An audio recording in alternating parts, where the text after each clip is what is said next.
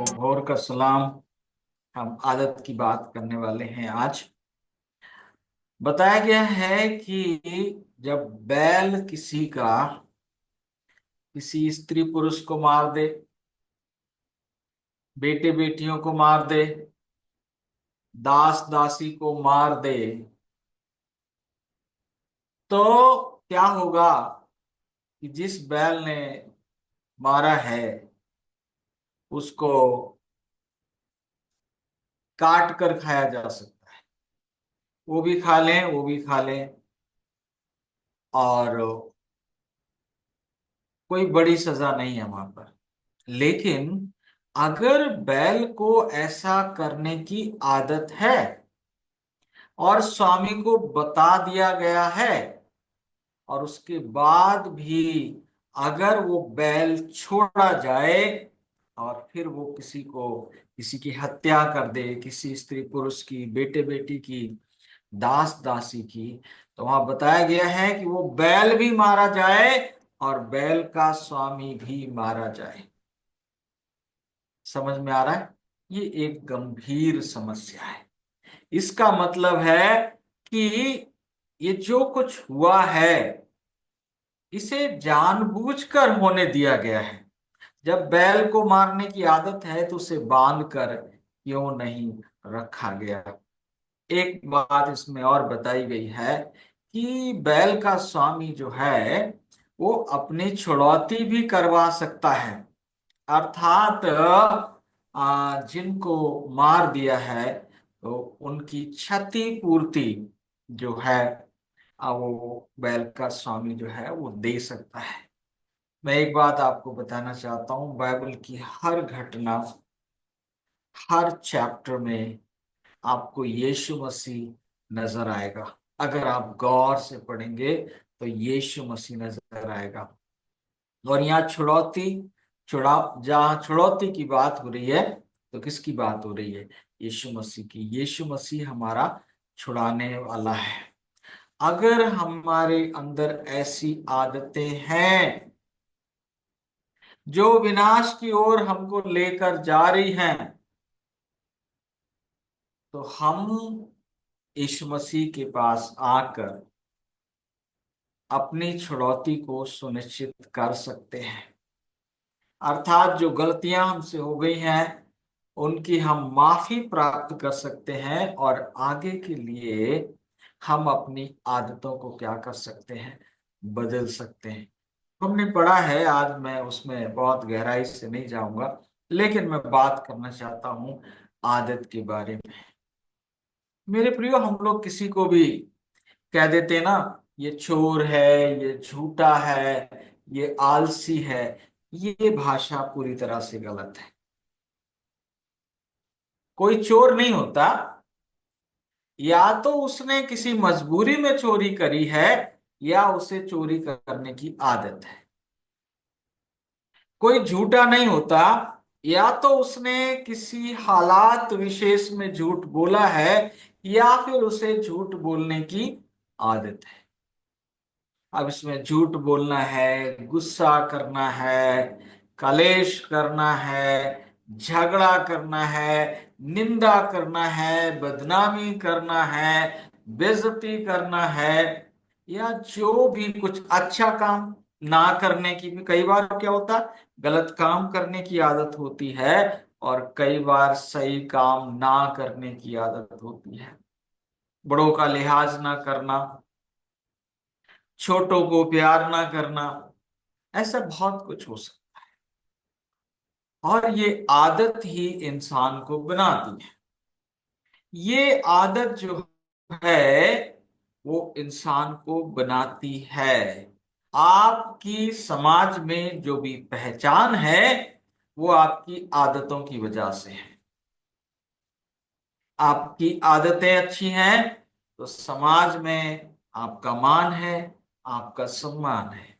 आपकी आदतें खराब हैं तो आप समाज में अकेले हैं और आप दुखित हैं, आप परेशान हैं, क्योंकि जो आपसे समाज को मिल रहा है समाज उसी को आपको लौटाता है।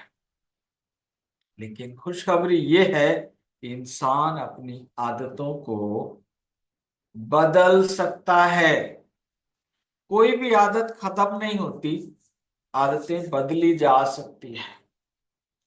जैसे कि सुबह को इंसान सोकर उठता है तो तुरंत ही अगर वो अपने जूते पहन लेता है, जूते पहनने की आदत नहीं है, लेकिन सुबह को उठते ही अगर उसने अपने जूते पहने तो ब्रश करने के बाद वो टहलने जा सकता है ना, टहलने जा सकता है। मान लिया कि किसी इंसान की खाने के बाद सिगरेट पीने की आदत है, अब पान, गुटखा, तंबाकू खाने की आदत है, तो वो क्या कर सकता है, खाना खाने के बाद अदरक का एक टुकड़ा या एक गाजर को छील कर उसे खाने की आदत बना सकता है। तो धीरे धीरे क्या होगा, वो गुटखा, पान, तंबाकू, सिगरेट के बजाय वो गाजर या अदरक या कुछ और चबाने की उसकी आदत बन जाएगी, जो कम हानिकारक है। किसी भी काम को जब हम निरंतर खुशी के साथ करते हैं तो लगभग 21 दिन में ऐसा करने की आदत बन जाती है। आप उठे, वॉशरूम में गए, ब्रश ब्रश करते समय, नहाते समय लगता भी नहीं कि हमने कुछ किया, क्योंकि वो आदत बनी हुई है। जो माँ बहनें किचन में काम करती हैं, उनकी आदत बनी, उन्हें पता भी नहीं चलता है कहाँ एक एक काम सारे के सारे हो जाते हैं। कोई इंसान ड्राइव करता है, वो जानता है कि अब उसकी आदत बन गई है, तो अनकॉन्शियसली क्या करता है, इंसान उस काम को कर लेता है। क्योंकि जब किसी चीज की आदत बन जाती है तो हमारी ब्रेन में वो नक्श, वो एक मैप बन जाता है, एक चक्र बन जाता है, और जैसे ही हम उस काम में पहुंचते हैं तो ब्रेन वो ऑटोमेटिकली करने लगता है। आज की सुबह में मुझे और आपको सीखना ये है कि अगर हमारी आदतें किसी को घायल कर रही हैं, किसी को मार रही हैं, तो हम दंड से बच नहीं सकते, हम दंड से बच नहीं सकते। और कल हमने सीखा था कि डबल दंड मिलता है, एक तो हमारी आत्मा हमको दंडित करती है और दूसरा परमेश्वर का कानून हमको दंडित करता है।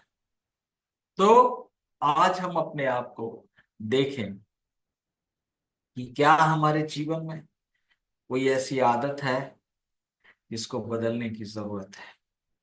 और खास तौर से अगर बैल आदतन किसी को मार रहा है तो उस बैल को क्या होना है, उस बैल को मारा जाना है।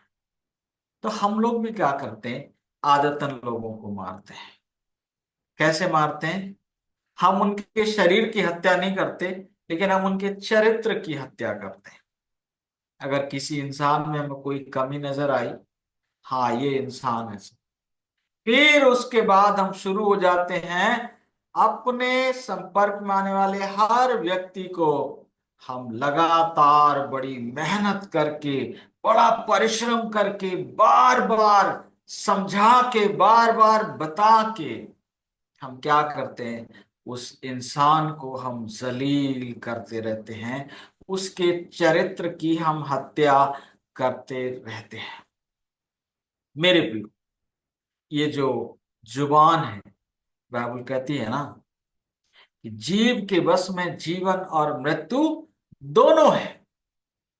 कई बार हम अपने बच्चों को, अपने प्रियजनों को, जा तू तो किसी काम का नहीं है, तू कुछ नहीं कर सकता, है ना, हम लोगों को क्या करते रहते हैं, उनको लिमिट करते रहते हैं, उनको सीमित करते रहते हैं। इस जुबान से आप किसी को प्रोत्साहन दे सकते हैं, तो प्रोत्साहन तो नहीं दे रहे हैं, हम क्या कर रहे हैं, उनको रोक रहे हैं। ये जीव हमको इसलिए दी गई है कि हम इससे जीवन बोलें, कि लोगों को जीवन मिले, प्रेरणा मिले, प्रोत्साहन मिले, हमारी आदतें ऐसी हों कि लोगों को प्रेरणा मिले, लोगों को कुछ अच्छा करने, कुछ अच्छा बनने की प्रेरणा मिले। ये मेरे और आपके ऊपर है। Thank you very much, God bless you.